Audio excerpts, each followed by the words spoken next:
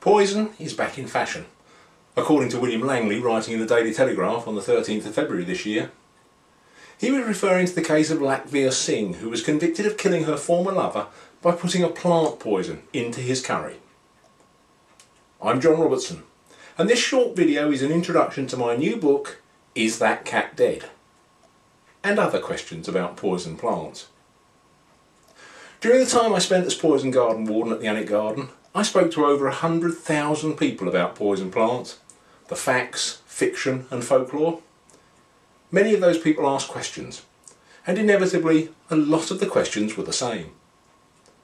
That's why when some of my former colleagues suggested I should write a book about these fascinating plants, I decided that I should base the book around some of the most common questions. Is That Cat Dead? Is that book. And I can promise you it is like no other book about poison plants you've ever read before. Now that's a very bold claim to make, but I make it for two reasons. Nearly every book I've ever read about poison plants involves the author telling the reader what the author thinks they should know.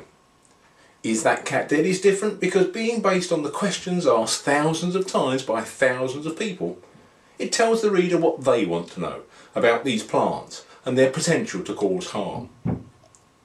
Each chapter takes one of these frequently asked questions and looks at the plants and their stories which lead to the answer.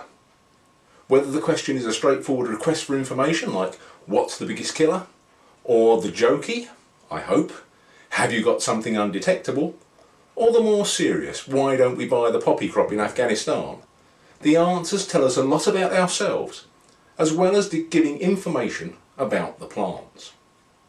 There's a second reason that this is unlike any previous book about poison plants. Is That Cat Dead is not about how poisonous plants are, it's about how harmful they are.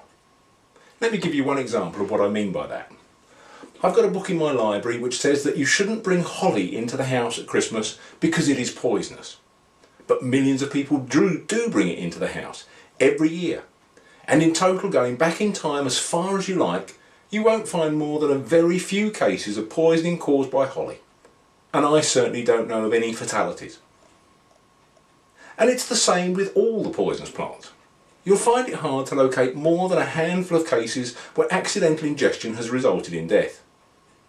In the USA, for example, poison control centres deal with around 2.5 million calls a year related to exposure of humans to poison. But only about 60 to 70,000 of those involve plants. That's less than 3% of the total. What's more, many of those reports turn out to involve non-poisonous plants, and typically less than 100 result in serious illness. Few, if any, result in death. So deaths from accidental poisoning by plants are unusual, which makes them interesting. Is That Cat Dead looks at a number of these cases in the chapter entitled What's the Most Poisonous? But because the plants don't kill by accident, it doesn't mean they don't kill.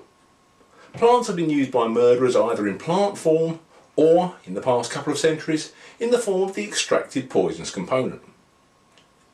In fact, there's often a difference of only a couple of years between the isolation of a plant poison and its use to kill. Have they been used as murder weapons? Looks at some of the most famous poison murders from the 19th and 20th centuries. Even using plant poison to inflict harm on someone only accounts for a small fraction of the total deaths caused by plant extracts. The two chapters covering the question, what's the biggest killer, examine a number of plants in ascending order of number of deaths, all with one thing in common. They are self-administered because of the effects they have on the human brain. And of course, there's a chapter explaining why Is That Cat Dead is a useful question to ask about poison plants.